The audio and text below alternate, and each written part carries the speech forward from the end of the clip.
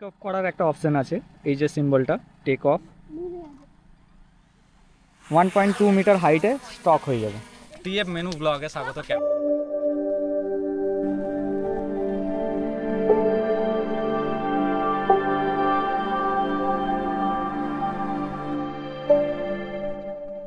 কেমন আছো আমার ডিজিটাল ফ্যামিলি? আশা করছি তোমরা সবাই ভালো আছো। আমি বাপন আজকে চলে এলাম ড্রোনটা ফ্লাই করতে। এর আগে যে দুবাই থেকে ড্রোনটা নিয়ে এসেছিলাম সেটা নিয়ে চলে এসেছি।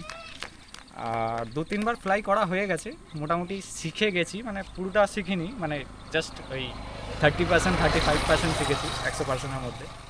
তো আজকে নিয়ে চলে এসেছি, দেখা যাক কত দূর ওপরে ওঠে।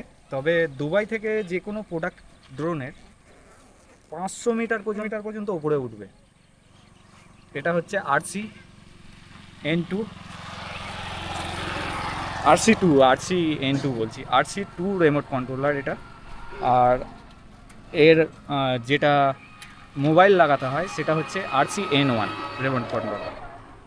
এটা কম্বো প্লাস আছে, একটা হচ্ছে 34 মিনিট ফ্লাই টাইম কোম্পানি বলে, আর একটা হচ্ছে 45 মিনিট ফ্লাই টাইম। আর রিয়েল টাইম যেটা পাওয়া যায় সেটা ধরে চলতে পারো 30 মিনিট। আর এটা হচ্ছে DJI Mini 4 Pro। রিয়েল টাইমে পাই 30 মিনিটের মতো, মানে ঠিক মানে পুরো একটা ব্যাটারি কন্টিনিউ উড়াইনি, উড়িয়েছি, ল্যান্ড করিয়েছি, তারপরে আবার উড়িয়েছি, ল্যান্ড করিয়েছি, এরকম দ্বারা হয়েছে। তবে যতটা আন্দাজ 30 মিনিট করে এক একটা ব্যাটারিতে পাচ্ছে। এখন ওড়াতে যাচ্ছি প্রোডাক্টটাকে। এই স্ট্র্যাপটাকে আগে খুলবেন, আর এই যে গিম্বেল প্রোটেক্টরটা আছে এটাকেও খুলে নেবেন। না খুলে এটাকে অন করবেন, না হলে আপনার এই যে গিম্বেলের যে মোটরগুলো আছে এগুলো স্টাক হয়ে যাবে, মুভ করার জায়গা পাবে না, স্টাক হয়ে যাবে। এর পপুলার খোলারও সিস্টেম আছে, একটা ঘুরিয়ে ওপর দিকে ওঠে আর সাইডেরগুলো টেনে দিলেই উঠে যায়, যেমন ফন্টের পপুলারগুলো। এই খুলে গেল, এই রোটেট করে সামনের দিকে যাবে, খুলে গেল।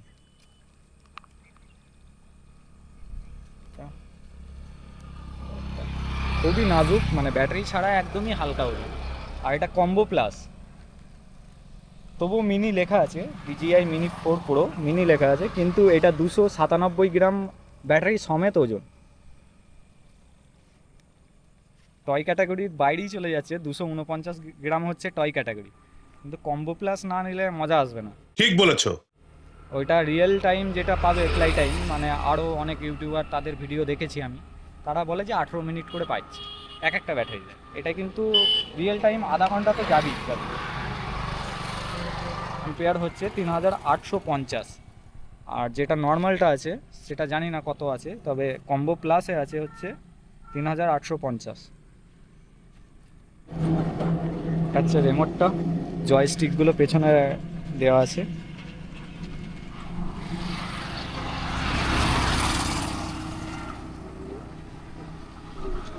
ঠিকঠাক টাইট করবেন, আবার ঝেড়ে কষে দেবেন না, এগুলো সূক্ষ্ম জিনিস, ভেঙে যেতে পারে।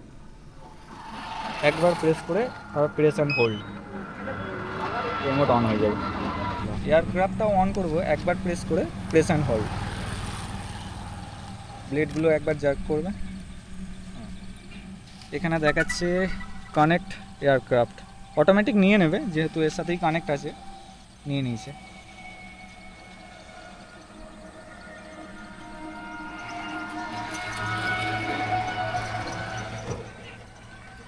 এটা 32, এটা স্যাটেলাইট কানেকশানের মতো দেখাচ্ছে। RC কন্ট্রোলার কানেক্টের এই যে বারগুলো দেখা যাচ্ছে ফুলই আছে। এটা মিনিমাম 30-32 হলে তারপর ফ্লাই করবে, একটু টাইম দেবে। এখন উপস্থিত 11-12 হয়েছে, 12। আর আরেকটা জিনিস, SD কার্ডটা তো ঢোকাতেই ভুলে গেছি। বলেন কি? হাই স্পিডের SD কার্ড ব্যবহার করবে। সানডিস্কের এক্সট্রিম প্রো আছে, এটা 64 GB, মিনিমাম 128 GB। আমার কাছে 128 GB আছে স্যামসাংয়ের, যেটা আমার অ্যাকশন ক্যামেরাতে এখন রানিং আছে। তো এটাতেও চলে যাবে, পেজ খালি থাকা দরকার, নাহলে স্টোরেজ ফুল করবে। আর আমি রেকর্ড করছি এখন, ড্রোনের ক্যামেরা সেটিং আছে 1080p, 50 FPS। SD card available হয়ে গেল বলে এখানে ভিডিওর চিহ্নটা যে রেড কালারের আছে এটা ফোনের সিম্বল থাকে, তো ওটা সরে গেল। মানে এখন যেটা রেকর্ড হবে সেটা খালি এসডি কার্ডে স্টোরেজ হবে। একবার গিম্বেলটাকে ক্যালিব্রেশন করে নিই, তার আগে নেট কানেকশন করে নিই। নেট কানেকশন না করলে হবেটা কি যে ম্যাপে দেখতে পাবো না, মানে যতক্ষণ না হটস্পট কানেকশান করছি। এর সাথে অলরেডি পেয়ার করাই আছে। গিম্বেল ক্যালিব্রেশন করার জন্য কন্ট্রোলে চলে যাব, এখানে গিম্বেল ক্যালিব্রেশন লেখা আছে, অটোতেই করে দেবো, অটোমেটিক ক্যালিব্রেশন হবে। এখানে ফোকাস করো, অটোমেটিকই অ্যাডজাস্ট হয়ে যাবে।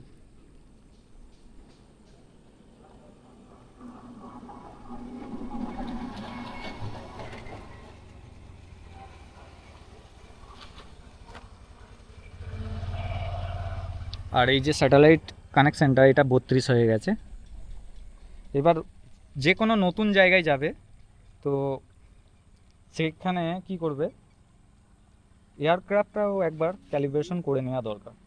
যে কম্পাস নর্মালটা আছে এটা এয়ারক্রাফটটা ক্যালিব্রেশন হবে। স্টার্ট, মানে স্টার্ট করলাম, এটাকে এইভাবে রোটেট করতে বলছে, এই ডিসপ্লে থাকা এইভাবে 360 রোটেট করতে বলছে। এটা ঠিকঠাক রোটেট হয়ে গেলে এইবার ভার্টিক্যালি রোটেট করতে বলছে, ঠাড়ো করে। আমি এটা রেখে দিই।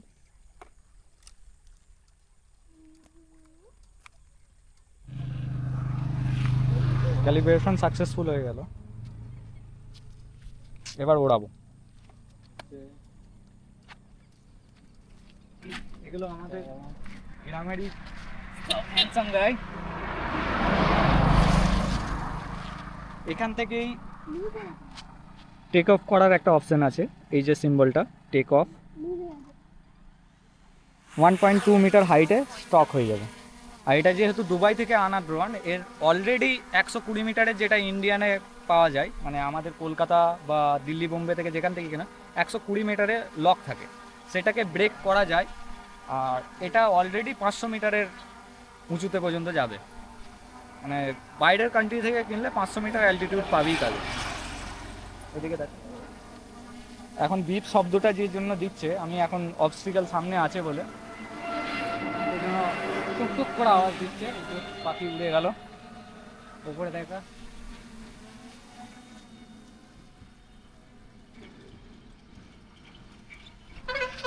এখানে এখন উপস্থিত 42 মিটার ওপরে চলে গেছে। আমার দিকে দেখা, স্ক্রিন রেকর্ড আমি দিয়ে দেবো। এতে কোনো মোবাইল লাগানোর ঝামেলা নেই। আর মোবাইল লাগানোটা নিলে কি হয়, কখনো কখনো এই সিগন্যাল ব্রেক হয়ে যায়, মানে ওইটাতে। হ্যাঁ, 10,000 টাকা আমার কম পড়তো, কিন্তু RC2 রিমোট কন্ট্রোলার সিগন্যালটা আরও একটু বেটার। এই অ্যান্টেনা এক্সট্রা দেওয়া আছে, এগুলো দেওয়া থাকে না সেগুলোতে। এর মধ্যে ইন্টারনালি 2 GB মেমোরি কার্ড আছে, আমার অতটা জানা নেই। তবে এখানেও আবার এখানে এক্সটার্নাল আরও SD কার্ড, বাই চান্স ওইটা ক্র্যাশ করে গেল বা কোথাও রেকর্ড করছো, তার ব্যাকআপ হিসাবে এই যে SD কার্ড স্লটটা আছে এখানে পেয়ে যাবে। 419 মিটার তুলে দিয়েছি, এবার আমার দিকে একবার, এখনও ওপরে যাচ্ছে। এবার 450 500 মিটারে স্টপ করব, অটোমেটিক স্টপ হয়ে যাবে 500 মিটারে।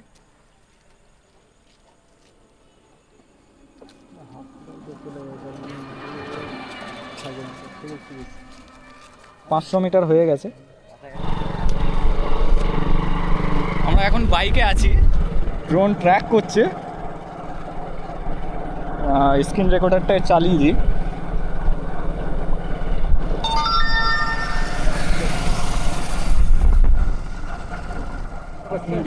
দাঁড়া দেখি, ট্র্যাকিংটা কনজাস্টেড এরিয়ায় থাকলে ছেড়ে দেয়, ও ওইখানে দাঁড়িয়ে আছে। ট্র্যাকিংটা মাঝে মধ্যে ছেড়ে দেয়, যেহেতু আমরা অনেকজন ওখানে ছিলাম তো ঠিক করে বুঝতে পারিনি, মার্কিংটা ঠিক করে নেয়নি। আর এটা দুটো আছে, একটা হিউম্যান আছে আর একটা হচ্ছে বাইক বা ভাইকেল আছে। তো ওইটা সিস্টেমটা অপশানে গিয়ে সেট করতে হবে যে আপনি মানুষের করছেন ট্র্যাকিং না কোনো যানবাহনের করছেন। তো ওইখানেই স্টক হয়ে গেছে, কিছু দূর মাত্র এলো সাথে সাথে। তো অ্যাক্টিভ ট্র্যাকটা যেটা আছে সেটা ছেড়ে দিচ্ছে, ঠিকঠাক মানে অবজেক্টটাকে ফাইন্ড করতে পারছে না, অতটা অ্যাকুরেসি নেই মানে DJI মিনি 4 প্রোতে। এবার হতে পারে আমার কিছু ভুল হচ্ছে, তো অনেকক্ষণ ধরেই উড়ছে। এবার ল্যান্ড করাবো। এই জায়গা থেকে উঠেছিল, তো এই জায়গাতেই এসে ল্যান্ড করে নাকি দেখি। একটু 19-20 হয়, আমি অনেকবারই উড়িয়েছি, একটু একটু 19-20 হয়। তো এটা হচ্ছে ওয়ান কি গো টু হোম, মানে return to home, go to home বলি।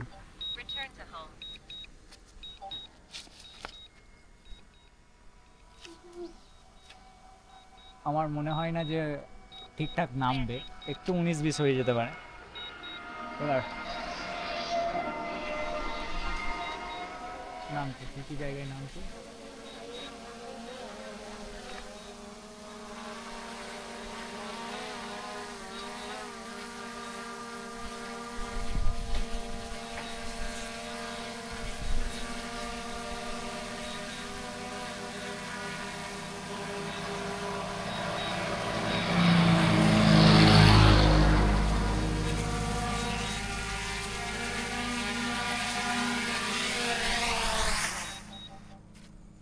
নেমে গেল,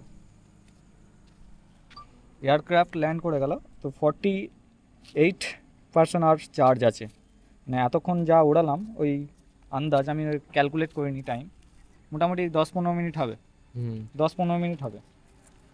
এবার শ্যুট করেছি, করেছি, মানে এবার মুভমেন্টের হিসাবেও আবার ব্যাটারি বেশি কনজিউম করে। আপনি যদি 4K-তে শ্যুট করেন আরও বেশি ব্যাটারি কনজিউম করবে। তো এতদূর যদি ভিডিওটা ভালো লেগে থাকে, ভিডিওটাকে সাবস্ক্রাইব করে দিয়ে বেল আইকনটাকে অলে সেট করে দেবে। আর এই ভিডিওটা যারা ফেসবুক পেজ থেকে দেখছো, ফেসবুক পেজটাকে ফলো করবে, লাইক করবে, শেয়ার করবে। সুস্থ থাকো, ভালো থাকো, দেখা হচ্ছে নেক্সট ভিডিওতে।